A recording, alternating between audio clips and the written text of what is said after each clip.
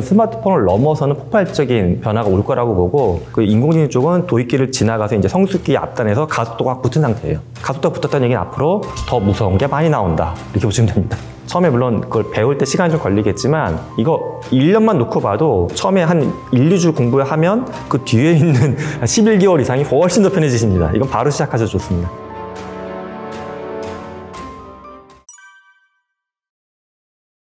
우리는 이제 만약에 과거에 있던 챗봇 같은 경우에는 대화가 되게 한정되어 있죠. 그러니까 지식에 대해서 물어볼 수도 없고, 대화하는 척을 흉내낸 거지 걔는 대화의 범위가 너무 얕았어요. 좁고. 근데 챗 GPT는 어떨 때는 너무 훌륭해 보이는 게 내가 아예 모르는 영역에 대해서 막 얘기를 해줘요. 근데 문제는 그 영역에 대해서 얼마 정도 알고 있느냐 봤을 때 대학교 한 1, 2학년 모든 분야에서 그런 거예요. 모든 분야 1, 2학년 정도. 또 하나는 이제 걔의 언어 모델 자체가 어떤 트리 구조로 해서 이런 말을 할 때 이 대답을 하고 이런 말을 할 때 이 대답을 해, 이런 방식이 아니라 인간의 대화 패턴을 너무 많이 갖고 있다 보니까는 이런 단어들이 나왔을 때 어떤 단어가 뒤에 붙으면 이게 매끄럽다라고 사람들은 보는지 이걸 알고 있는 거예요. 그러니까 이걸 빈도 계산해서 보내주는 거예요. 지금 말씀드린 거에 답이 있는 건데, 인간도 대화 패턴이 빈도에 대한 거거든요. 내가 만약에 오늘 밥 먹었어 했는데 옷은 입었지? 앞뒤가 안 맞는 얘기잖아요. 밥 먹었어 하면 아직 못 먹었어, 또는 야 사주구나 물어봐라. 하여튼 이런 게 연결되는 거잖아요. 기분이 좋건 나쁘건 간에. 이런 걸 잘 알고 있어요, 챗 GPT는. 수많은 사람이 달라붙어가지고 또 검수까지 한 거기 때문에. 그러니까 인간이 봤을 때는 대화가 되긴 되는 거예요. 다만 그 안에 이제 거짓말 나오고 그런 것도 있는데, 사실 이게 웃긴 게 사람도 거짓말 하거든요. 사람도 잘 모를 때도 있고. 그러니까 종합적으로 봤을 때 뭔가 사람 같은데 이게 도달한 거고, 그러다 보니까 실제 앨런 튜링이 얘기했던 튜링 테스트. 그러니까 인공지능을 실험을 할 때 이제 박스 안에 한쪽은 기계가 들어가 있고 한쪽은 사람이 들어가 있을 때, 이렇게 세 명이 들어가 있을 때 어느 쪽이 박스에 기계인지 사람인지 모르면 이게 진정한 인공지능이다라는 튜링의 어떤 간단한 실험 모델인데, 이거는 이미 통과한 거죠. 예전에 나왔던 이루다나 심심이를 보게 되면 걔를 보고서 자의식이 있다는 생각 안 했어요, 사람들은. 그때만 해도 의식이 이런 얘기 안 했어요. 지금 요즘에 나오는 인공지능 사람들이 언론에도 많이 보도되는 게 의식이 있는 게 아닐까? 이 얘기를 자꾸 하잖아요. 그만큼 인간처럼 느껴진다는 겁니다. 자의식은 인간만의 영역이라고 예전부터 믿어왔어요. 근데 어느 순간 동물도 자의식이 좀 있는데 이걸 알기 시작하면서 불편하지만 놀래고, 근데 더 무서운 건 인간이 만든 기계가 자의식을 갖는다. 이것에 대해서 엄청난 두려움을 갖고 있죠, 현재. 그러니까 스마트폰은 인간이 갖고 있는 걸 외지하긴 했어. 우리 내부에 있는 걸 외부로 갖다 붙인 걸 외지하라고 하는데, 뭘 갖다 붙인 거냐 하면 인간이 갖고 있는 여러 가지 어떤 정보 처리 능력, 아주 고도화된 건 솔직히 아니었어요. 내가 전화 걸어서 주문하고 하는 복잡한 대화 과정이나 메모하거나 계산하는 거, 요 정도를 외제화시켜서 요만한 덩어리를 손에 들고 다녔던 거예요. 이렇게 마치 선사시대의 손도끼처럼. 근데 얘는 이 정도의 지능이 아니라, 아까 1, 2학년 얘기했잖아요. 대학교 1, 2학년. 대학교 1, 2학년 입장에선 선배를 하나 두고 있는 거죠, 옆에. 든든한 선배를. 얘랑 비교가 안 되게끔 지능이 외제화된 거예요. 그러니까는 얘는 스마트폰 이상의 어떤 스마트폰을 넘어서는 폭발적인 변화가 올 거라고 보고, 지금은 그 앞단계입니다, 도입기. 사실 인류의 기대치는 이미 여기까지 올라가 있는데, 발전이나 산업화를 보게 되면 도입기, 성장기, 성숙기라는 모든 기술의 패턴은 보였거든요. 스마트폰은 이제 성숙기에 가 있는 기술이고, 그 인공지능 쪽은 도입기를 지나가서 이제 성숙기 앞단에서 가속도가 붙은 상태예요. 가속도가 붙었다는 얘기는 앞으로 더 무서운 게 많이 나온다, 이렇게 보시면 됩니다. 긴 역사의 흐름이 있죠. 긴 역사의 흐름에서 데이터라는 게 왜곡된 것도 있고 부정확한 것도 있기 때문에 짧은 기간에 대해서 뭔가 뽑아보려고 그러면 걔도 양 자체가 부족한 거예요. 학습도 덜 됐고. 근데 긴 역사의 흐름은 큰 틀에서 봤을 때 빈도에 따라 가지고 어느 게 진실인지 걔도 알고 있거든요. 이런 것들은. 이런 거 물어볼 때 괜찮고요. 또는 이제 저는 주로 그래서 많이 쓰는 게 의견을 물어봐요. 제가 만약에 책에다 이런 내용을 쓰려고 하는데, 너가 만약에 초등학생이라고 하면 이 부분에서 어떤 게 이해가 안 되거나 네 생각과 다르다고 얘기할 것 같아? 이러면 걔가 의견을 줘요. 그럼 굳이 이런 부분을 이렇게 생각할 수 있겠구나라는 생각할 수가 있겠죠. 그러니까 저는 챗 GPT를 가장 효율적으로 쓰는 것은 내가 작업을 할 때 큰 틀을 한번 쓱 잡아보는 거, 그 다음에 의견을 물어보는 거, 이건 잘 되는데 정말 정밀하게 들어가야 되는 분석 작업이나 기술적인 조사 작업에 애를 쓰는 거는 리스크가 있다라고 생각합니다. 저도 이제 연구를 학제적인 연구라고 해서 넓게 하는 사람이다 보니까 모르는 분야를 막 파고 들어갈 시점이 생겨요. 그때 이제 제가 조사한 게 맞는지 걔한테 물어보기도 하고, 또는 아예 네가 이 분야에 대해서 기본적으로 조사해줘라고 하면 조사가 쭉 떠요. 근데 제가 말씀드린 대로 믿으면 안 되기 때문에 다시 이제 또 찾아보는 거죠. 큰 틀을 대략 얼기설기 잡아보는데 그때 많이 쓰고요. 또 하나는 제가 이제 주로 공학적이긴 하지만 어떤 미래를 예측하거나 상황을 판단하는 의견적인 철학적인 것들을 많이 작업하다 보니까 그때 얘한테 보여주고서 너의 생각은 어떤데? 라고 물어보는 역할. 그거 많이 쓰고요. 또 세 번째는 제가 이제 소설 작업들도 꽤 하거든요. 소설 쓸 때 기본적으로 이제 시놉시스를 보여줘요, 걔한테. 너라고 하면 이 시놉을 어떻게 바꿔갖고 써있는지 세 가지 버전을 보여줘. 만약에 뭐 어니스트 형 스타일로 한번 바꿔줘봐. 뭐 칸트가 소설 썼다라고 하면 이거 어떻게 내용이 바뀔 것 같니? 또는 반전에 반전을 겹치는 세 개의 반전을 트위스트를 넣어줘.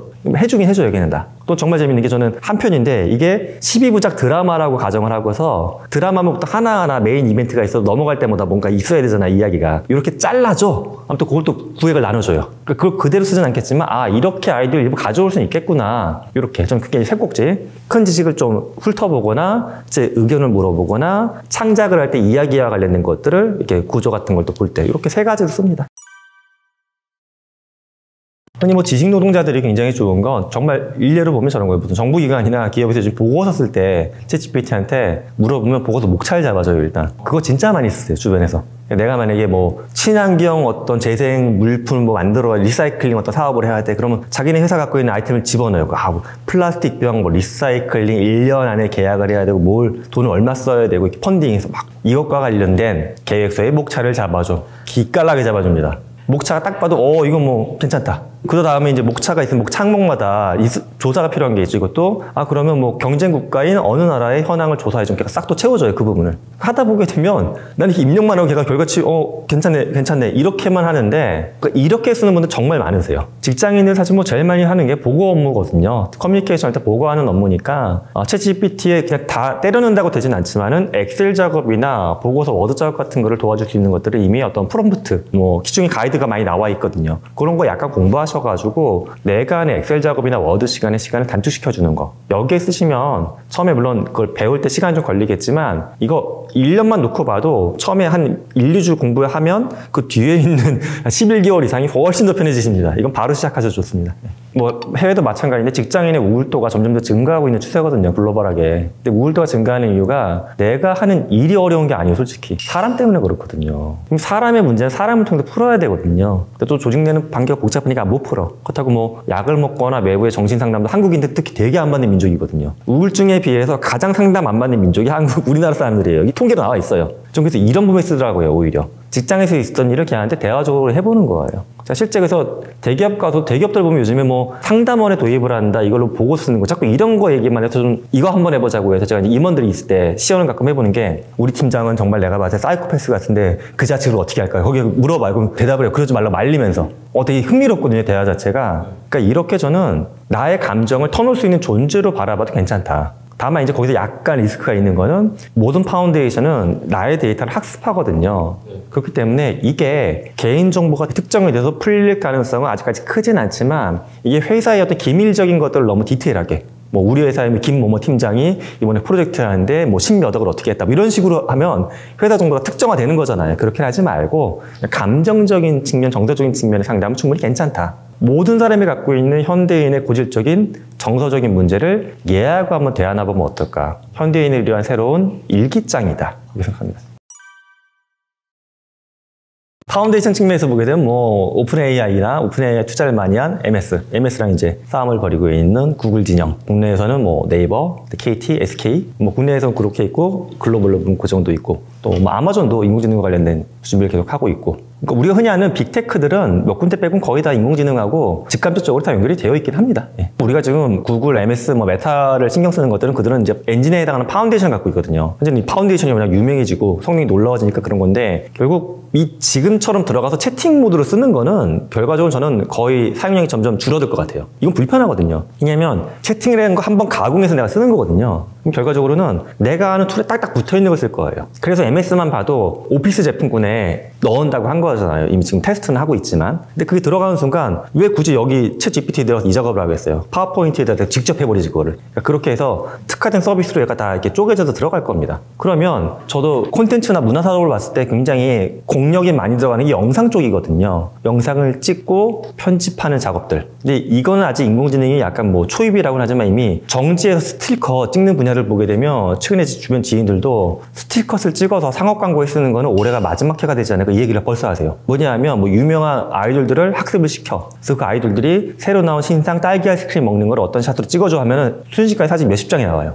또 마음에 드는 걸 디테일하게 보정해서 바꿔갈 수가 있고. 그러면 혁신이죠, 진짜. 근데 이제 최근에 조금씩 등장하는 게 동영상을 그런 식으로 만들어주는 툴들이 시도가 되고 있거든요. 그래서 저는 궁극적으로는 동영상 분야에서 이제 선두로 치고 나가는 기업들이 몇 군데 생길 것이고, 전 세계에 있는 영상 산업을 잘하는 몇 개가 또 영상 산업의 판을 갈아엎으면서 거기서 뭐 일자리가 사라지기도 많이 하고, 그 영상 산업 플랫폼을 갖고 있는 기업이 또 올라올 수 있지 않을까. 그러니까 텍스트 기반의 인공지능이 저는 영상으로 넘어가는 거, 요게 또 하나의 재미난 관전 포인트로 보고 있습니다.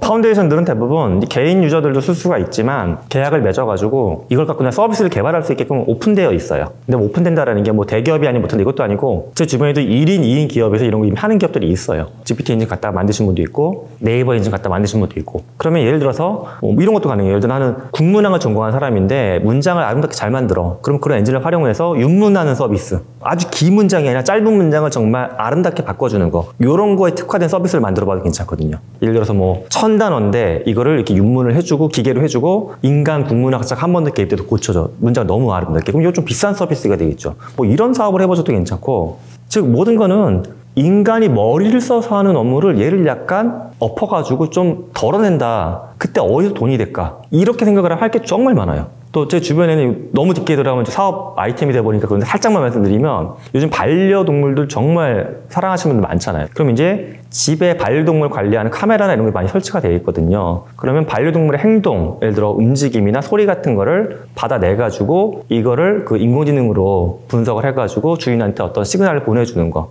감정적인 시그널을, 이런 것들 좀 연구하는 기업들이 있거든요. 이러면 재밌는 게, 인간은 예전부터 동물하고 대화를 해보고 싶어 했거든요. 구체적인 대화는 아니지만 그 초기 모델을 이미 준비하고 있는 기업들이 좀 있어요. 뭐 이런 거 해볼 수도 있고. 그러니까 모든 건 다 지능의 외제하예요. 동물의 지능과 인간의 지능을 외제하는 게 지금 이 대화를 연결하는 거고, 얘만 갖고 쓰는 게 아니라 얘는 지금 언어를 갖고서 생성하는 모델인데, 인간은 사실은 소통할 때 언어가 핵심이긴 하지만 뭐 소리, 정지 이미지, 그다음에 동영상, 몸동작, 모든 게 다 인간 소통의 미디어이기 때문에 저는 이런 모든 미디어적인 부분에서는 이렇게 수평적으로 쫙 확장하면서 이렇게 올라간다고 봅니다. 근데 지금 이제 언어 모델이 확 올라가는 거고, 뒤를 따라가지고 같이 이제 그림과 관련된, 그래서 미드저니, 달리와 같은 그림 모델이 올라가는 건데, 뭐 소리, 동영상, 인간의 몸동작, 다양한 인간의 소통 수단이 앞으로 넓어지고 같이 올라간다. 이렇게 예상합니다. 여기 이제 조금 전에 잠깐 언급했던 인간을 벗어나는 존재인 동물에 대한 연구들도 더 많아질 것 같고요.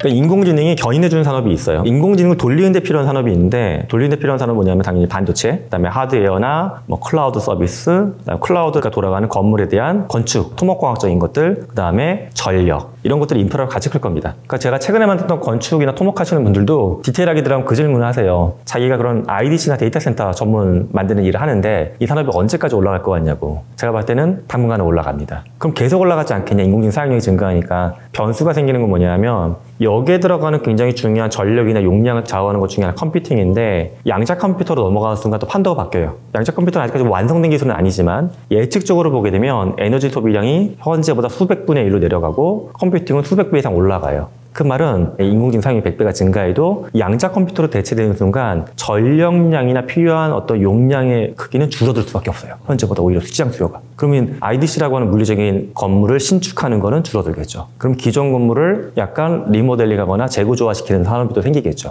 그러니까 디테일하게 들어가면 이 하나가 엄청나게 많은, 그러니까 우리가 인공지능이 건축하고 무슨 상관이, 사람들이 이 생각을 하세요. 그렇지 않아요. 그리고 또 이제 얘가 끌어올리는 게, 얘는 머리니까 머리가 좋아지기면 당연히 로봇 산업이 발달할 거고요. 머리가 좋아지면 지금 머리가 없는 아바타들만 왔다 갔다 하는 메타버스에 머리가 있는 캐릭터를 집어넣어서 얘도 견인할 것이고, 또 이 머리를 어디 쓸 수 있냐 하면 복잡한 분석이나 실험에 쓰게 되면 나노나 생명공학처럼 많은 실험을 해야 되는 것들이 또 얘가 개입이 되면 생명공학 나노가 발전할 겁니다. 사실 뭐 전 단계 몇 배라고 비교하기는 어려운데, 사람들이 기술적으로는 몇십 배 정도를 이야기하는데, 그렇다고 해서 그럼 전 단계랑 비교해봤을 때 인간의 언어를 인간처럼 이야기하는 게 40배 증가한 건 솔직히 아니에요. 저만 봐도 느끼기에는 그 전에 예를 들어 얘가 가끔씩 한국어를 배운 외국인처럼 얘기했는데 지금 그냥 네이티브 한국인 같은 약간 이런 식의 느낌이거든요. 근데 이게 좀 더 고도화되게 되면 정서적인 표현까지 따라올 것이고, 개인이 갖고 있는 저한테 맞춤형 대화 패턴을 따라올 수도 있고 또는 뭐 지역의 사투리를 쓰게 될 것이고 하면서 점점 얘는 사람 같다 자아식을 갖고 있는 그런 믿음이 생길 겁니다. 그러니까 자아식이 실제 있고 없고가 중요한 게 아니에요. 뭐 개인적인 철학인데 기계가 자아식이 생기기는 어렵다고 보고 있어요. 저는 과학적으로. 하지만 그게 중요한 게 아니라 인간이 그 기계 장치를 자아식에 있는 존재로 받아들이느냐 안 받아들이느냐 이게 중요하거든요. 근데 어느 순간 저는 받아들이는 지점이 올 거다. 그게 이제 일종의 저는 인류 역사의 특이점이다라고 생각을 합니다. 사실 뭐 커즈와일이 이야기했던 그 인공지능의 특이점은 제 개념하고 약간 다르긴 했어요. 그분은 지능의 우열을 비교해서 인간지능보다 훨씬 월등해지는 거 종합적으로. 이걸 보통 2045년 얘기했거든요. 근데 커즈와일이 2045년 얘기했을 때 사람들이 너무 성급한 예측인데 했어요. 근데 그분이 얘기했던 기준이 저는 2045년이 뭐예요? 몇 년 뒤에 오거든요, 그거는. 근데 그것보다 저는 이게 더 중요한 것 같아요. 그래서 그 존재를 하나의 인간처럼 의식인의 생명체처럼 인간이 받아들일 건지에 대한 거. 그게 이제 그렇게 받아들여야지만 세금도 물릴 수가 있고 나의 개인처럼 친구처럼 지낼 수 있는 거거든요. 이게 되게 재밌는 게 인공지능 스피커한테 사람들이 뭐 대화할 때 보면 되게 기계적으로 이야기해요. TV 켜, 불 꺼. 챗 GPT로 사람들이 얘기할 때 보면 뭐뭐 해줘라고 써요. 플리즈라고 쓰기도 하고 영어로 쓸 때. 플리즈 서머라이즈 디스 페이퍼. 인공지능인데 플리즈라고 할 필요가 뭐가 있어요. 서머라이즈 끝이에요. 그냥 서머라이즈. 이미 인간의 생각이 약간 걔를 사람처럼 대하기 시작한 거예요. 저는 이게 좀 무섭다고 봅니다. 이게 사회적인 수용인데 기술적으로 그게 자식이 있냐 없냐는 나중에 문제라고 저는 보는 게 사회적으로 수용이 돼서 인간이 그렇게 생각하면 인간 그렇게 써요 그냥. 이게 좀 무서운 거죠. 그 다음에 생길 수 있는 게 인간이 하는 노동활동을 대체하는 거는 저는 나쁘지 않다고 봐요. 장기적으로. 근데 인간이 하는 감정적인 또는 관계적인 역할 정말 무서운 게 만약에 영화 AI에서 스필버그 감독이 보여줬던 것처럼 인간의 아이를 대체하는 인공지능 휴머노이드가 나온다. 이거는 전 재앙이라고 생각을 하거든요. 근데 여기에 대해서 이렇게 인간처럼 대하는데 얼굴을 갖고 있는 기계를 인간처럼 안 대하리란 보장은 없거든요. 너무 믿으면 안 된다는 거예요, 기술을. 너무 기술이 빠르다 보면 생기는 문제가 결국 기술을 창조한 이들도 기술을 갖고 있는 내부적인 문제를 잘 모르거든요. 일례로 이제 구글만 봐도 오픈 AI 진영에서 그렇게 기술을 선보였을 때 약간 움찔했던 게 저 정도 퀄리티면 나도 할 걸. 약간 이랬던 게 초반에 좀 있었거든요. 지금 뭐 엎치락뒤치락하지만. 그러니까 지금 우리가 쓰는 기술이 지금 제가 봤을 때 완성형 기술은 아닌 것 같아요, 아직도. 불안정한데 시장을 선점하기 위해서 먼저 시작을 했던 거고. 그러니까 어찌 보면 MS가 자기 이름으로 처음에 안 했던 거거든요. 오픈 AI라고 하는 약간 우리로 봤을 때 스타트업 느낌 나는 기업인데 들고 나온 거니까 눈높이가 낮았거든요. 봐줬던 거고. 기술이 불안정합니다. 알고 있어야 되고 반면에 이 불안정한 기술이 인류한테 미치는 영향이 생각보다 너무 넓고 깊어지고 있다. 그러니까 우리가 예상하지 못했던 문제가 단기적으로나 장기적으로 나올 수 있기 때문에 저는 기술을 개발하는 속도를 약간은 늦추면 어떨까 하는 욕심이 들어요. 최근에도 보게 되면 뭐 6개월 동안 인공지능 해보지 말자라고 지금 서명운동이 해외에서 나왔는데 그것처럼 기술을 약간 셧다운 또는 속도를 늦추고서 우리가 준비가 되어 있는지 제도나 윤리적으로 이런 부분을 따라가는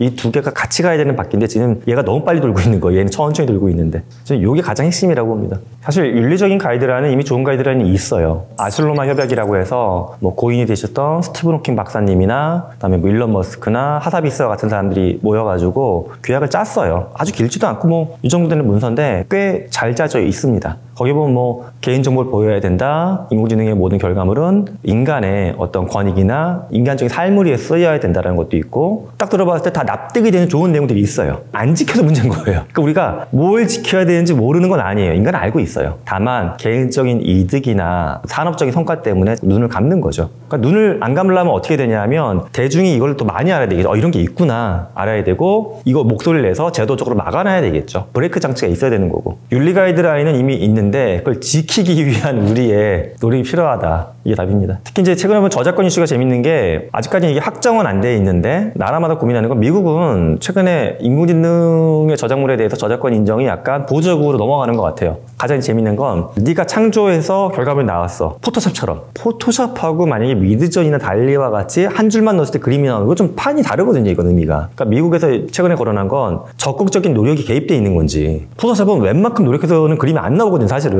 그러니까 그걸 보는 거예요. 랜덤으로 만약에 최악의 경우에는 챗 GPT에서 막 좋은 그림과 관련된 문장을 계속 뽑아놔. 100개 뽑아내고 자동으로 스크립트 걸어갖고 달리로 집어넣어 때려서. 그럼 그림이 계속 1시간당 100개씩 쏟아 나오게끔 만들어. 그 중에서 눈으로 봤을 때 괜찮아. 이거 다 내 거야. 이건 나쁜 거잖아요. 이렇게 하면. 때문에 그런 걸 막고자 하는 것 같아요. 인간의 능동적이고 창조적인 노력이 개입되어 있는 건 저작권 인정을 해줄 거다. 하지만 그렇지 않고 뭔가 자동화된 도구의 힘이 너무 강하다? 그건 인간의 창작물로 볼 수가 없다. 그리고 자동화된 도구가 만드는 건 결국 기존에 존재했던 것들의 조합이다 보니까는 누군가의 저작권을 침해할 확률이 너무 높다. 이렇게 보고 있습니다. 이전에 없던 것은 이제 결과물적으로 누가 봤을 때 이거 이전에 없던 것 같은데 이것도 있긴 한데 이전에 없던 것인지 아닌지를 아직 완벽하게 구분하지는 못하거든요. 그러니까 그 과정을 좀 보겠다는 거예요. 과정에서 인간의 개입이 어느 정도 발생하는지에 대해서. 사실 둘 다 중요한 포인트입니다. 플랫폼에 대한 이제 규제는 사실은 모든 국가에서 신경을 쓰고 있는 건데 참 어렵죠. 예를 들어 중국 같은 경우에는 이제 정치적인 상황 때문에 굉장히 세게 밀어붙일 수 있는 거고 반면에 많은 빅테크 플랫폼이 들어가 있는 미국 같은 경우에는 오히려 중국에 비해서는 좀 많이 밀어붙이기는 어렵죠. 국가 산업, 경제와 관련이 있다 보니까. 그런데 좀 민중의 목소리가 커질 거라고 봐요. 그러니까 우리가 지금 기술이 블랙박스 같긴 한데 내 삶에 계속 가까이 다가오면서 목소리를 낼 수밖에 없거든요. 일례로 자동차가 급발진 사고가 자꾸 나오니까 자동차 되게 복잡한 기계잖아요. 근데 대중들이 관심을 많이 갖고 있거든요. 그러면서 결국 급발진에 대한 게 제조자 책임에 대한 판례가 점점 나오기 시작을 한 거고 그것처럼 이게 또 마찬가지예요. 지금 인공지능 블랙박스 같은 건데 대중들의 관심이 커지면서 이거 바꿔야 돼, 뭐 하면 안 돼라는 게 목소리가 커지게 되면 그게 제도화가 될 것입니다.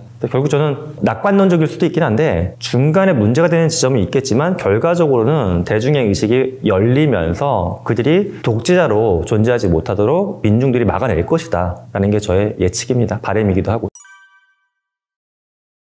저는 최근에 뭐 인공지능이 사람들이 관심이 많긴 한데 인공지능 플러스 뭐 메타버스나 그다음에 양자 컴퓨팅이나 로봇 다양한 것들을 묶어서 보는 게 좋을 것 같아요. 그래서 저도 최근에 이제 이 분야에 관심이 많아져가지고 올 초부터 열심히 그래서 집필하고 있는 책도 뭐 가제지만 가제가 인공진화예요. 인류가 인공적인 진화기에 들어간 것 같아요. 30만 년 전에 지구에 탄생한 사피엔스가 물리적인 유전자는 거의 그대로 있지만 우리는 인간이 스스로 만든 기술을 통해서 또 다른 존재로 스스로 껍질을 벗는 단계가 아닌가. 지금 껍질을 하나 벗는 그런 고통이 기도 하고 벗었을 때 어떤 모습이 나오는지 스스로 엄청나게 기대를 갖고 있고 딱 이 단계인 것 같아요. 껍질을 벗는 단계이기 때문에 오늘 시청자분들 엄청난 기회가 올 수도 있고 또 많은 고통이 올 수도 있습니다. 기회도 같이 잡으시면 좋겠고 또 고통은 서로 나누면서 남의 고통이다라고 외면하지 않고 함께 나아가야 됩니다. 그러니까 진화기에 가장 중요한 건 결국 우리들 간의 관계인 것 같아요. 그래서 관계를 잘 지키시면서 새로운 기회를 잡아가시는 여러분이 됐으면 좋겠습니다. 이야기 들어주셔서 감사합니다.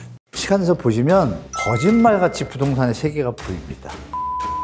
계획을 잡아라. 왜? 정권이 바뀌고 정치인들이 바뀌어도 장난 못 치게. 여러분들이 부동산을 알려면 퇴근하시다가 한번 쭉 보시면 나라가 어떻게 돌아가는지 국토가 어떻게 돌아가는지 이게 보입니다.